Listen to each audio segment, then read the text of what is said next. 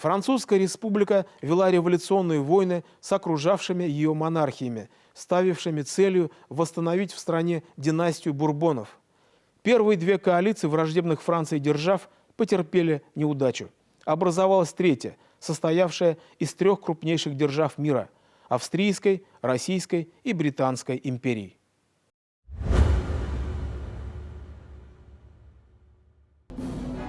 14 июня 1807 года в сражении под Фридландом Наполеон разбивает русскую армию под командованием генерала Бенниксена. Отступление русской армии прикрывает корпус атамана Платова, в составе которого сражались два башкирских полка.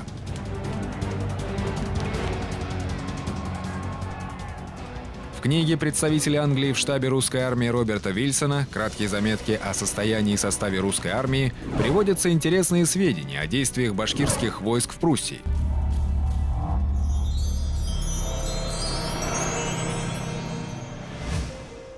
«1500 башкир в стальных шлемах и кольчугах после прибытия из Великой Тартарии присоединились к армии после ее отступления от Фридланда и выпустили тучу стрел на эскадрон противника.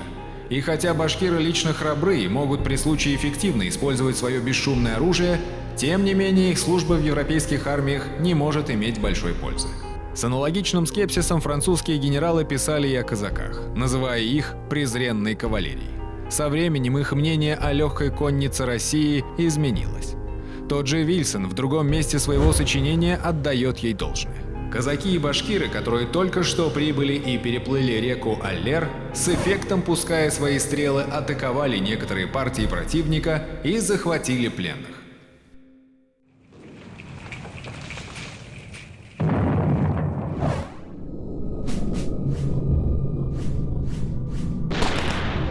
На акварели 1809 года англичанина Филлипса отразились впечатления от прошедшей кампании. Перед нами башкирский воин, облаченный в тяжелую кольчугу и шлем.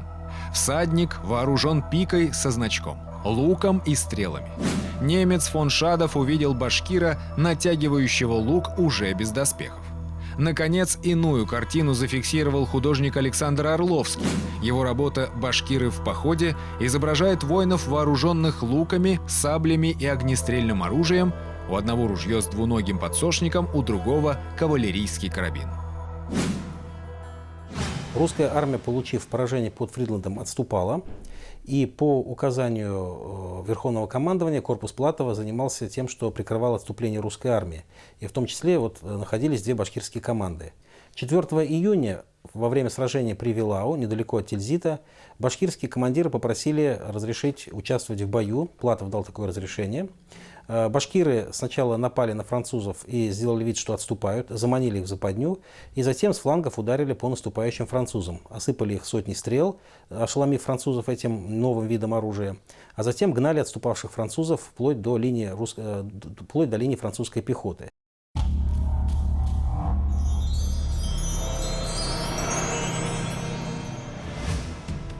Скрытая же команда сделала потом быстрый поворот направо и ударила дротиками во фланг неприятеля, который не мог устоять, будучи изумлен и замешан новостью оружия, с которым против него действовали. Башкирцы гнали кавалерию до самой пехоты, принудив их сильным огнем оставить конницу, которой они не давали пощады. Генерал Чуйкевич «Подвиги казаков в Пруссии», 1810 год. Генерал Платов, отступая к Тильзиту в арьергардных боях, по словам Чуйкевича, дорого продавал каждый свой шаг. Наконец, между Россией и Францией был заключен мир. Война закончилась. Два императора, русский и французский, встретились в Тильзите.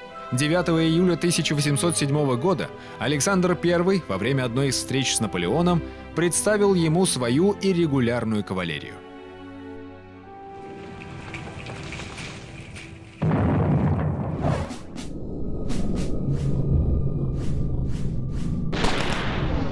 В Версале сохранилась картина Бержере. Александр I представляет Наполеону в Тильзите калмыков, казаков и башкир 9 июля 1807 года. Башкирский воин, вооруженный луками со стрелами и саблей, стоит на переднем плане.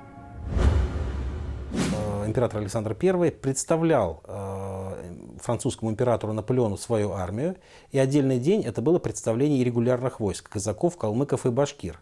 Известна картина художника Бержере, Александр I представляет Наполеону регулярную кавалерию.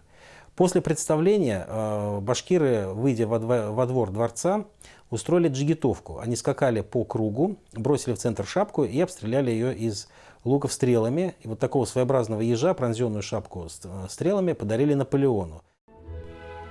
Наполеон запомнил башкир достаточно хорошо.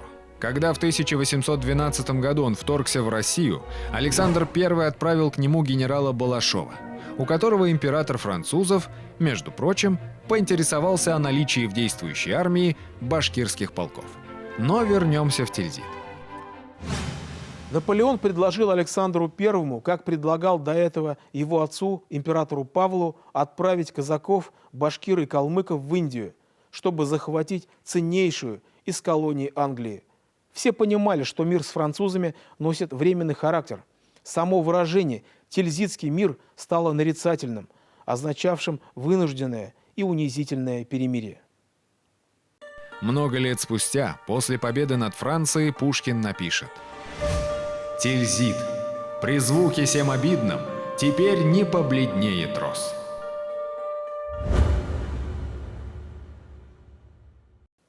Союзниками России были Швеция и Англия, но большого прока от таких союзников, особенно от Англии, для России не было.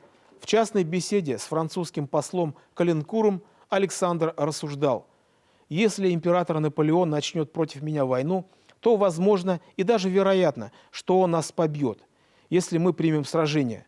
Но это еще не даст ему мира». Александр I и его полководцы, вероятно, понимали, что гений Наполеона в сочетании с численностью французской армии не оставляет им ни малейшего шанса на победу в прямом столкновении.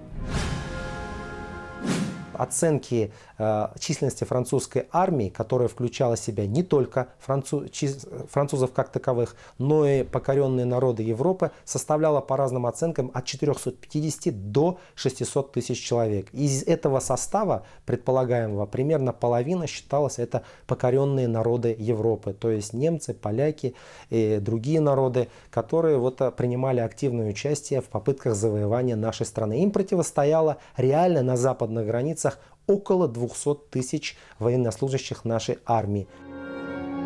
Поэтому русский император рассчитывал не столько на свою армию, сколько на русский холод и колоссальные размеры своей державы.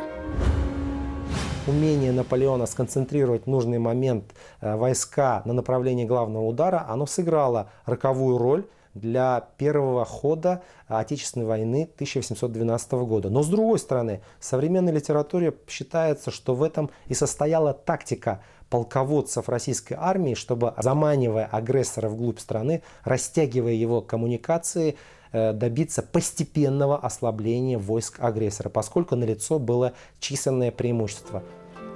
Мобилизация в башкирских кантонах началась уже весной 1811 года.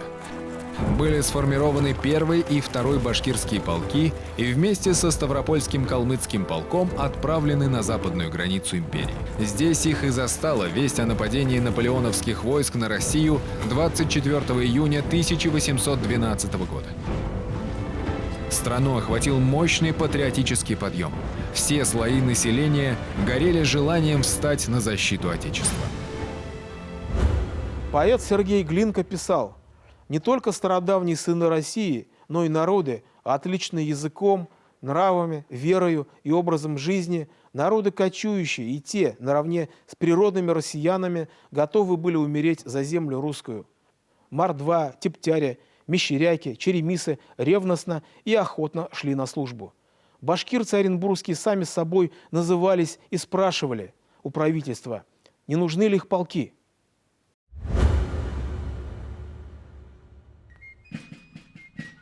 8 августа 1812 года увидел свет указ военного министра Горчакова.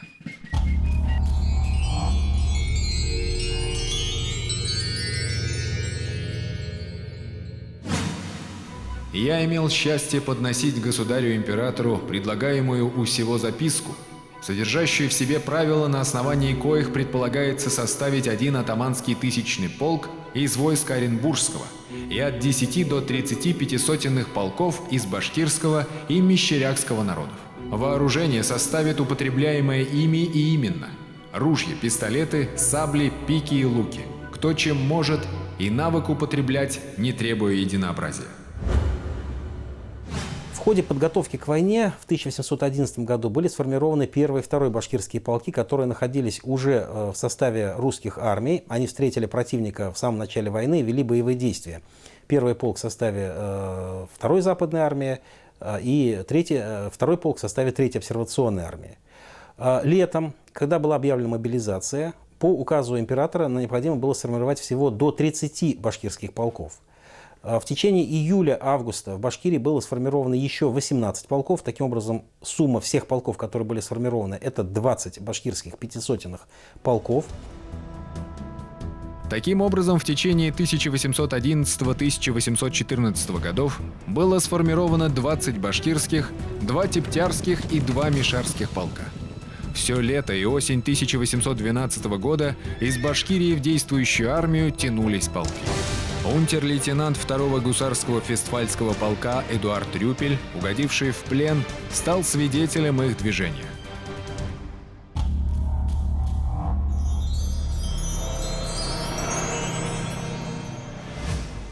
Несколько дней мимо нас друг за другом шли башкирские полки, которые, как кавалерия, представляли для меня особый интерес. В таком полку 400-500 человек. Все исключительно сильные, широкоплечие, со смуглыми монголоидными лицами. Рюпель, плененный в сердце России. Пока в Башкирии шло формирование основной массы кавалерийских подразделений, на арене военных действий с самого начала войны уже сражались 1-й и 2-й башкирские и 1-й тептярские полки. Они в силу своей боевой выучки стали самыми боеспособными соединениями башкирского войска.